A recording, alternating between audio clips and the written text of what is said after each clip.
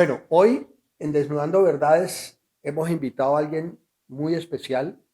Recién lo conocí hace un par de semanas y inmediatamente con solo verlo y oírlo dije, wow, yo quiero conocer más profundamente y lo conocí en un taller que hicimos en la Ecualdea Atlántida en el Cauca que se llamaba Ecología del Alma.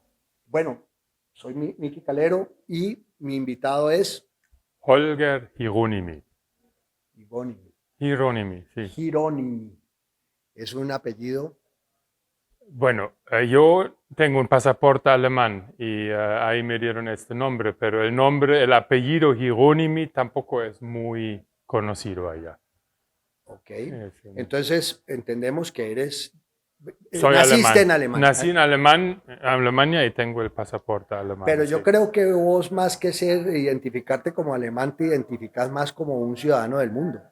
Sí, podríamos más bien decir que sí. Me identifico también más bien como un ciudadano del mundo o un exiliado del mundo desarrollado, podríamos decir. Bueno, cuando yo digo ciudadano del mundo es porque pues conozco un poquitico de, poquito, ojalá pudiera conocer más de tu trayectoria por el planeta.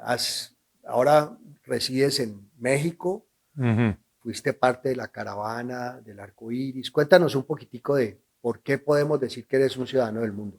Bueno, yo nací en un pequeño pueblito en el oeste de Alemania.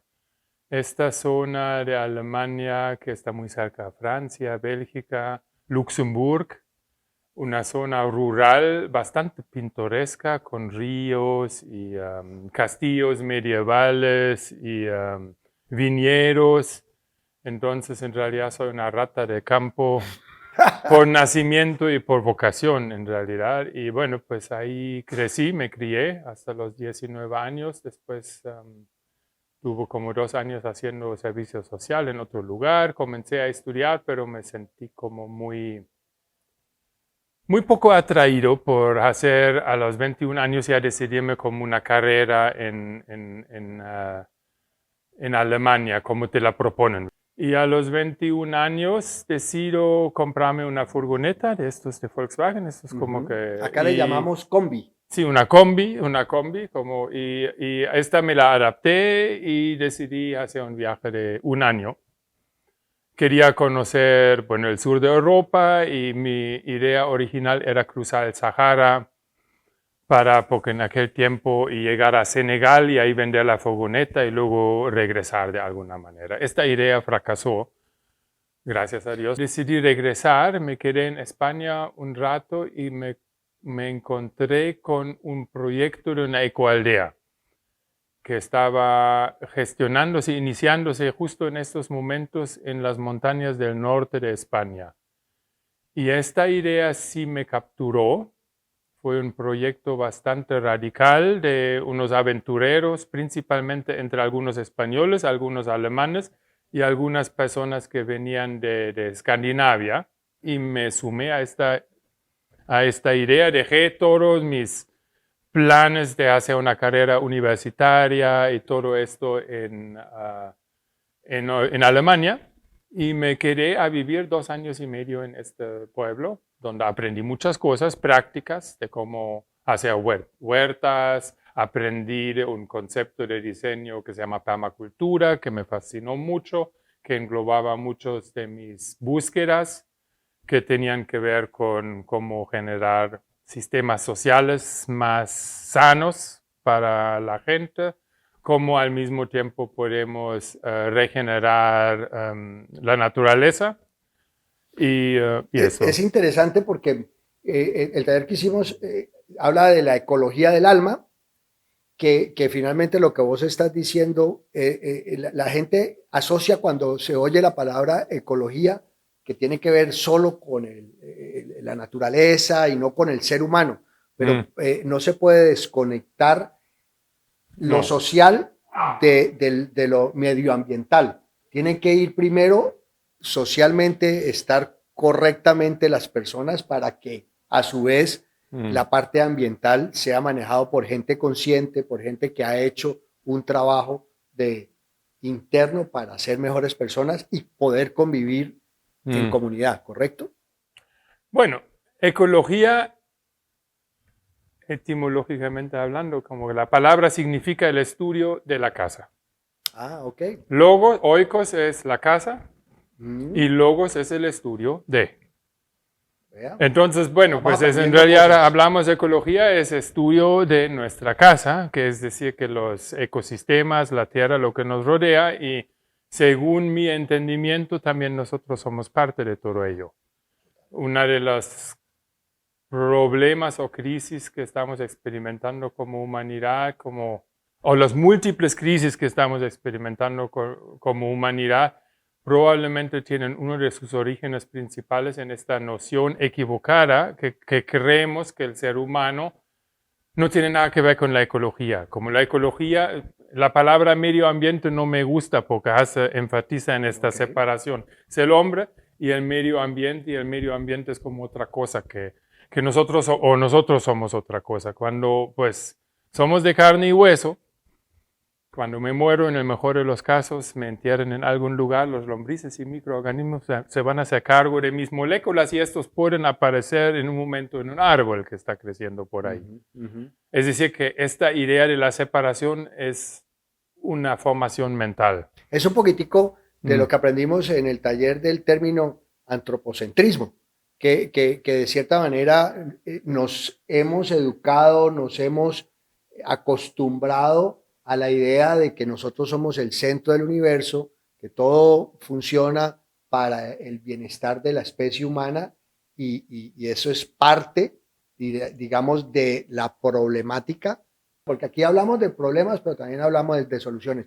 Pero para redondear y pasar a ese tema, terminaste en México, viviendo en México. Sí, bueno, primero viví 3 años en esta ecoaldea y esta ecoaldea a su vez formaba parte de una red. Hablamos de los años 90, principios de los años 90, el Internet todavía no estaba en todos los lados. Sin embargo, las redes existían en aquel entonces también y éramos pocos. Se estaba formando la red global de las ecoaldeas. Total, un personaje bastante conocido, incluso aquí en Colombia también, el coyote Alberto Ruz.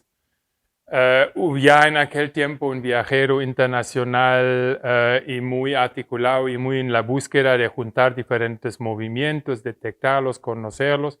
Bueno, había escuchado de nuestra iniciativa y hizo todo posible en aquellos tiempos, que todavía todo era por teléfono y nosotros en esta aldea no teníamos ni siquiera teléfono, pero logró formalizar una visita a esta aldea y él vino con todo un audiovisual y nos habló muchas historias interesantes y nos contó muchas historias y bueno, nos habló de México y de los encuentros interesantes que estaban haciendo. Total, que pasamos por una serie de experiencias y acciones juntos en aquel tiempo, que fue en el año 1992. El famoso 500 años así, que bueno, hubo una serie de eventos donde nos conocimos más cercanamente y después de esta serie de acciones yo me quedé con mucho interés de conocer a México en primer lugar. Viajé a México y la verdad ahí sí me enamoré tanto en el país como en las opciones, que sentí que había mucho para mí para aprender ahí y obviamente también me enamoré de una mujer y bueno, pues todo esto fue suficiente razón sin tenerlo completamente planeado, pero terminar quedándome ahí viviendo durante 27 años, podríamos decir, 30 años. De esa relación nacen 2 hijos y bueno, allá durante todo ese tiempo que has vivido en México, pues lograste consolidar una granja propia con permacultura y todas estas cosas. Y bueno, entonces ya sabemos un poco de quién es nuestro amado y querido Holger.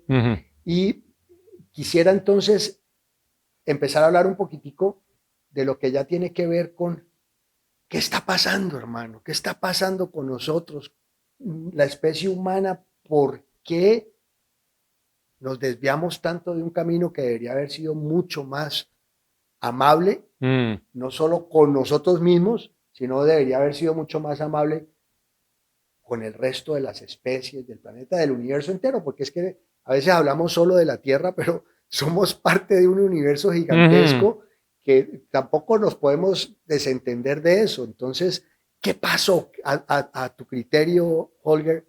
¿Por qué la especie humana ha llegado donde hemos llegado?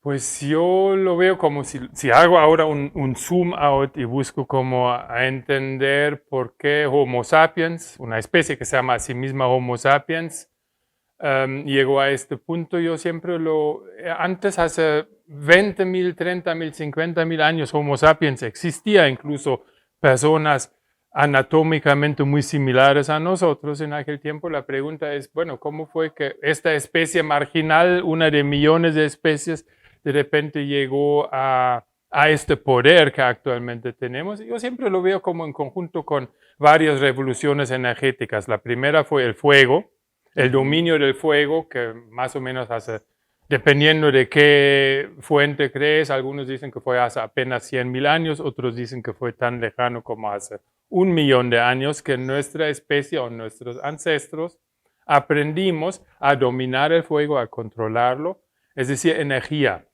¿Sí? Y este fuego nos dio posibilidad de acceder a toda una nueva gama de alimentos que sin cocción no se puede comer. Nos permitió también a nuestros ancestros de salirnos de las selvas de África y ir expandiéndose por todo el planeta, por todos los 5 continentes. Y eso nos dio más poder, aumentamos en números y empezamos a colonizar el planeta. Así funcionó durante 99% de nuestra historia. Nosotros subsistimos gracias a esta ecotecnología del fuego. Hace 10.000 años, cuando los glaciares se retiraron, terminó la última era de hielo, comenzó con la segunda revolución energética, que fue en realidad la agricultura.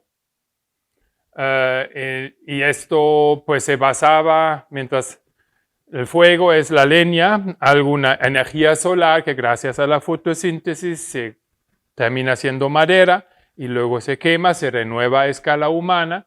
La agricultura se fundamentó en suelos vírgenes, altos en minerales y mucha fertilidad, y permitió, bueno, a la especie humana a quedarse en un lugar, a generar el experimento de la agricultura y la ganadería, civilizaciones complejas, ya como formación de clases, ejércitos, lenguas escritas. Todo esto sin agricultura hubiera sido innecesario.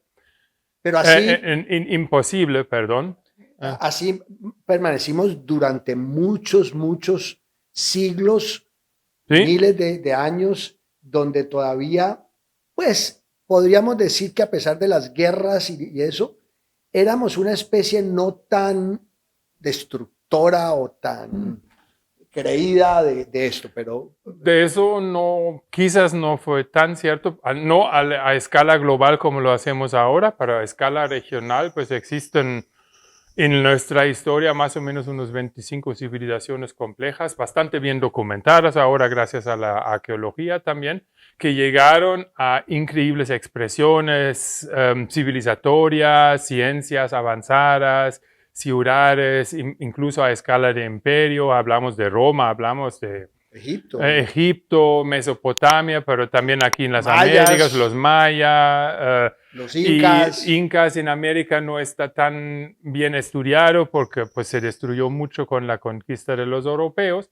pero sí, hay más o menos en la historia unos 25 civilizaciones que llegaron a increíbles expresiones culturales, pero por lo general algo sucede que el ser humano se empieza a obsesionar con su supuesta inteligencia y se olvida del verdadero sostén de nuestra riqueza, que a mi modo de ver como ecólogo y como diseñador de sistemas ecológicos, este es obviamente erróneo, porque pues la riqueza se basa en la tierra, causando destrozos o incluso degradación de medio ambiente a nivel local, lo cual en algún momento hace que todo el experimento de la civilización va al otro lado y bueno, y de repente las civilizaciones complejas se desarman, y en el registro histórico de los 8 o 10.000 años de agricultura podemos decir que ya tenemos también registros de que esto sucedió al nivel más local.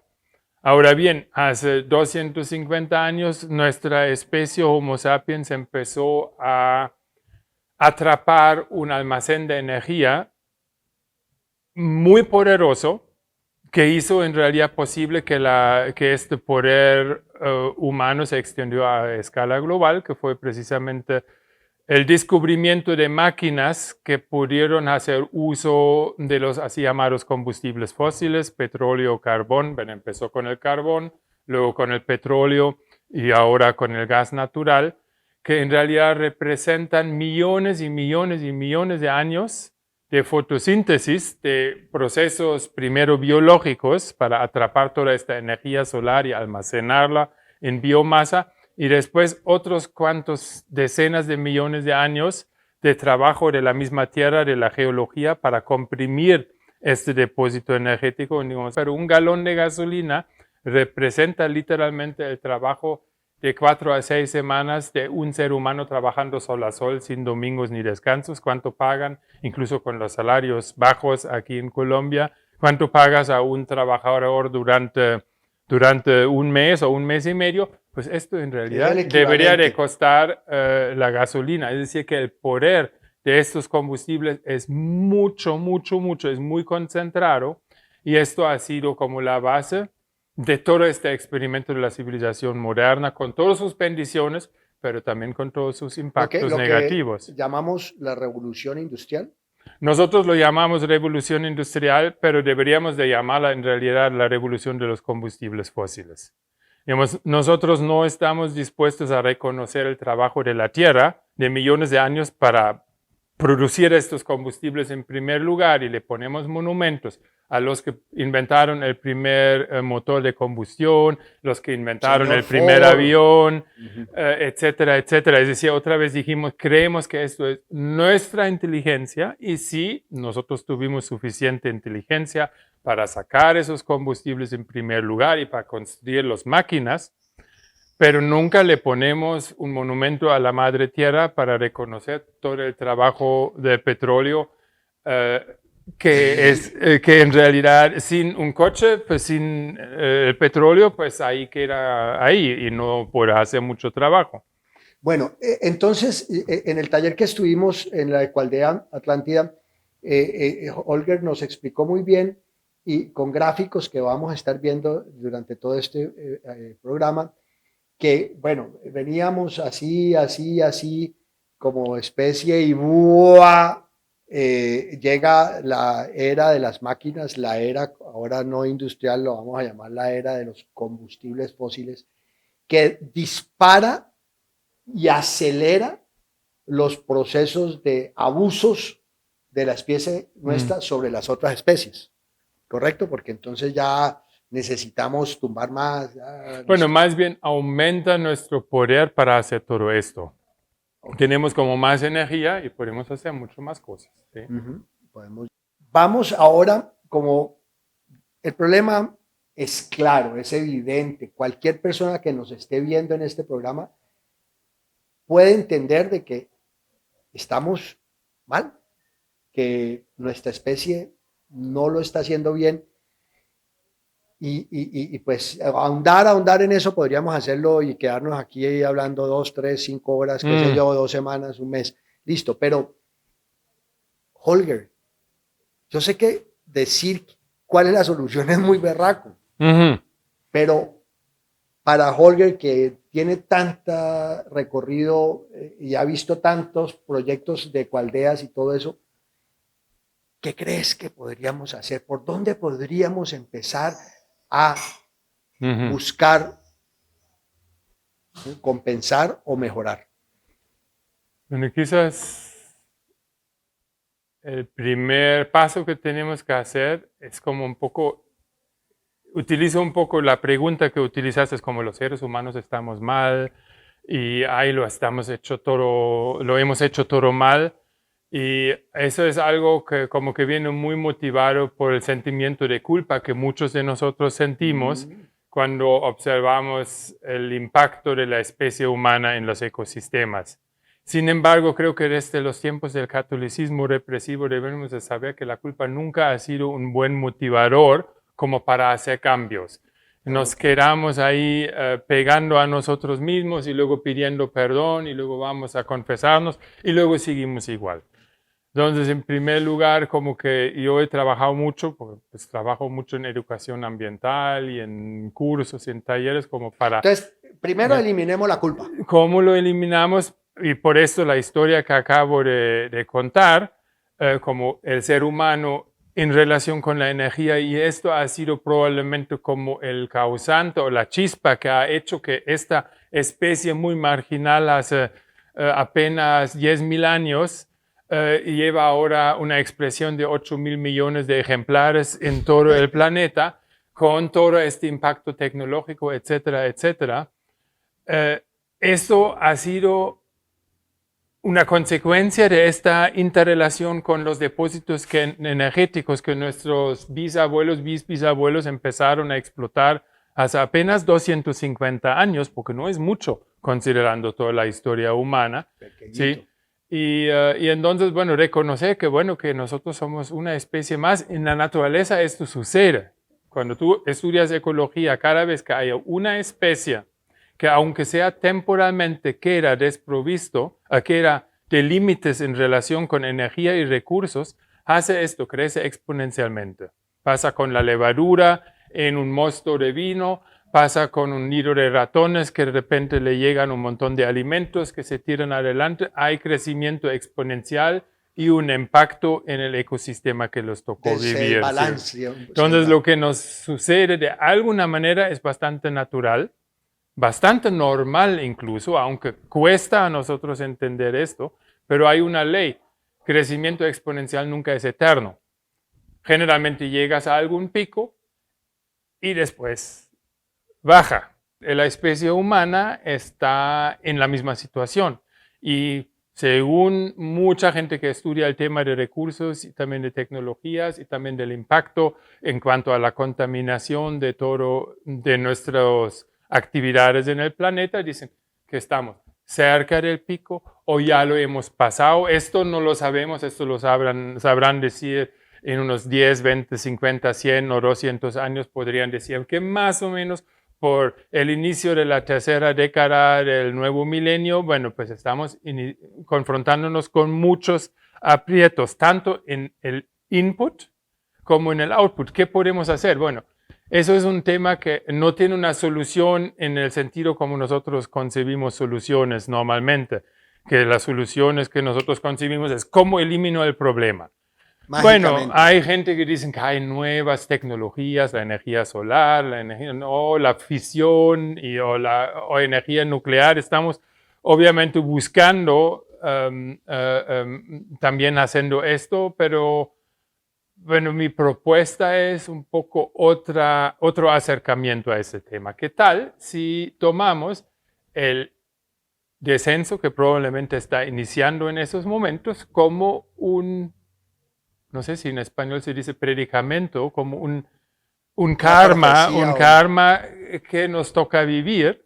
Y de la manera similar como el ascenso industrial fue marcado por pérdida de muchísimas culturas indígenas, por 2 guerras mundiales y no sé cuántos cientos y docenas de guerras, pues, para empezar aquí, locales aquí, para todo, para ajustarse. Rusia. Sí, sí, ¿no? Y estamos ahí como en este momento donde, como decimos, hubo mucho sacrificio para llegar a esta cima en que estamos ahora, ¿sí? Lo que se inicia ahora es simplemente un periodo que puede durar muchos años, décadas, incluyendo siglos, de lo que yo llamo el largo descenso. Es decir, que eso habla de un escenario interesante, que es el escenario de cambio. Okay. Es decir, cada generación que viene tiene que hacer otras cosas para resolverse la vida, como las generaciones que estaban antes. Pero esto es un gran recurso que tenemos nosotros, porque la experiencia la tenemos. Yo tuve que hacer otra cosa que mi papá para resolverme la vida. Mi papá tuvo que hacer otra cosa que mi abuelo para resolverse la vida. Okay. Desde que iniciamos esta curva hacia arriba, la vida cambió tan radicalmente en todos los países, en todos los ámbitos. En algunos lugares inició hace 250 años, en algunos lugares de Latinoamérica apenas hace 30, 40 años, pero esta experiencia la tenemos. Y eso es un gran recurso que la podemos utilizar en el futuro. Mis hijos van a tener que vivir diferente que yo. Mis nietos tienen que vivir diferente que mis hijos. En los tiempos preindustriales, cuando el input de energía era más o menos igual, los patrones de vida de los hijos eran muy similares a los patrones de vida de los papás. Desde que inició este experimento civilizatorio moderno, pues esto cambió radicalmente. Y bueno, y la buena noticia es que así va a seguir. Tenemos el recuerdo de los constantes cambios. La única diferencia puede ser que en vez de cada vez más, significaría cada vez menos. Pero la Homo sapiens, nuestra especie, ha vivido 99% de su andar en la Tierra sin el petróleo, sin el Internet, sin tanta modernidad. ¿Y quién me va a decir que sea imposible que eso lo pueda hacer en el futuro también? Pero es un poquitico el concepto de las ecoaldeas, que son de una u otra manera, pues una de esos cambios que se están generando, que personas como vos, como Juan Pablo, que aquí lo tenemos, como yo, hemos estado presentes en ecoaldeas, estamos viendo que nuestras generaciones están proponiendo eso. Estos otros pelados que están aquí enfrente de nosotros, pues de esa experiencia nuestra van a poder aprender. Esas ecoaldeas son un comienzo, es un principio, es de golpe una pequeña de las muchas y múltiples soluciones que se van a tener que inventar también los que vienen. Ecoaldeas y muchos otros proyectos alternativos de permacultura, agricultura orgánica, etcétera, etcétera, yo los considero como laboratorios. Son laboratorios, no son para nada perfectos, sufren de un montón de contradicciones, de dificultades, porque estamos como intentando remoldear algo diferente cuando en la sociedad amplia todavía no es así. Para mí son uno de los modelos que pueden ser interesantes como para recoger experiencias, porque para iniciar este camino hacia abajo, lo que sí necesitamos es como referencias, ejemplos, y las ecoaldeas son muy valiosas experiencias que se han hecho en los últimos 30, 40 años desde que iniciaron con este nombre, como laboratorios. Pero también yo incluyo en estas inspiraciones para estilos de vida de bajo consumo energético aquí en Latinoamérica, comunidades campesinas, comunidades indígenas que viven lejos de las civilizaciones, que nunca se han enviciado probablemente, o muy recientemente se han contaminado, entre comillas, de esto. Sí. Y hay otras referencias, ¿no? Obviamente necesitamos estas referencias para poder inspirarnos y no ver este panorama del largo descenso como algo tan denso como al principio parece. Bueno, sí, parce. Yo sé que gran parte de tu biografía y de tus experiencias se quedaron sin podernos nutrir de todo la experiencia que ha vivido Holger moviéndose por el planeta. Pero bueno, como ya estamos en la parte final, una de las cosas que yo rescato rápidamente, esa palabra que mencionó Holger, la culpa.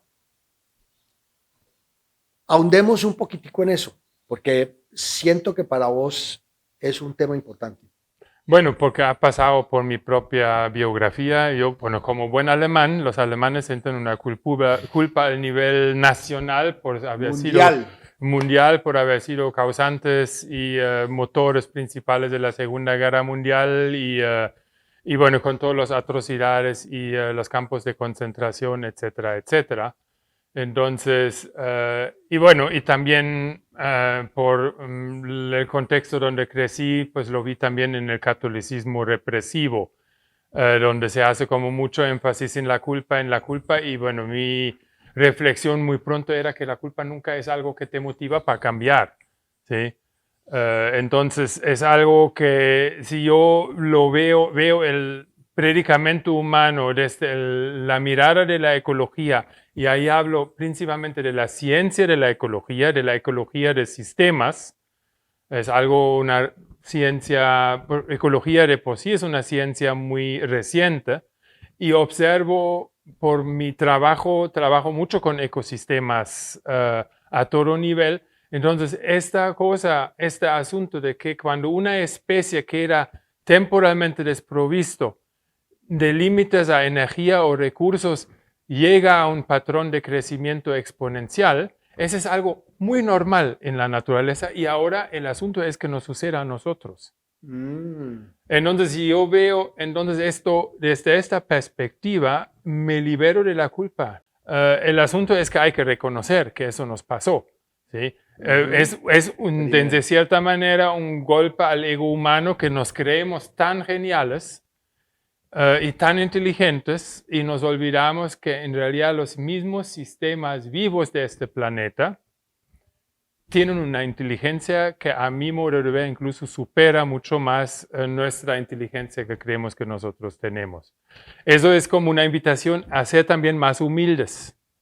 ¿Sí? Eso es como que no somos medianamente inteligentes. Estoy seguro, Holger, que si todos nos bajáramos a eso, mermáramos nuestra culpa, consiguiéramos un poco más de humildad, eso de por sí alivianaría un poco el problema, porque gran parte del problema es nuestros egos y nuestras cosas, y yo tengo que tener el Ferrari, mi Rolex puesto, y todo eso, y esa humildad es necesaria. Pero bueno, dentro de las gráficas que estamos viendo hay 4 posibilidades de, bueno, esto se puede estallar, esto caemos y no hay tan, y no sé, perdemos como especie humana, salimos del planeta, el planeta llega, se sacude y siguen las otras especies, el planeta vuelve y se recupera. Eso, o cambiar a energías limpias que no son tan limpias porque pues para producir los paneles solares y las grandes hélices del viento y todo eso, en todo caso se sigue contaminando y se sigue abusando de los recursos naturales.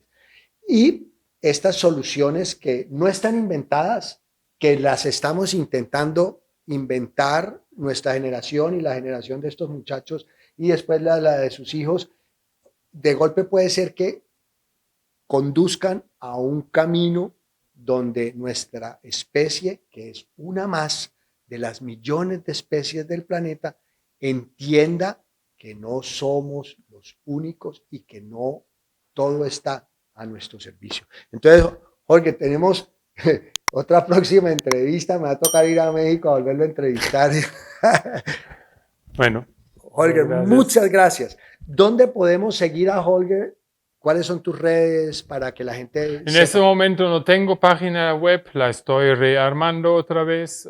Bueno, tengo algunos Facebooks por ahí, pero haces talleres, dictas, uno puede llegar a vos y nutrirse de tu experiencia, que es muy importante. Bueno, cuando se hacen talleres, pero ahí depende de personas que me ayuden a organizarlos. ¿Sí? Okay. Entonces, nosotros estamos comprometidos a ayudar a difundir los talleres que se hagan. ¿Hay algún taller próximo que se vaya a hacer en Colombia?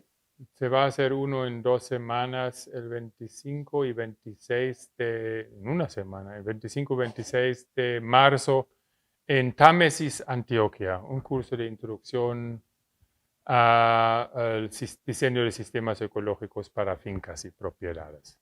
¿Vos vas a estar ahí? Yo voy a estar ahí. Bueno, desnudando verdades, intentando, buscándole la comba al palo, como se dice, de generar buenas noticias, posibles soluciones, quitarnos un poco la negatividad, porque normalmente el activismo se volvió, y ese activismo hay que también reinventarlo, porque sí, es bueno decir lo que está mal, pero también proponer soluciones.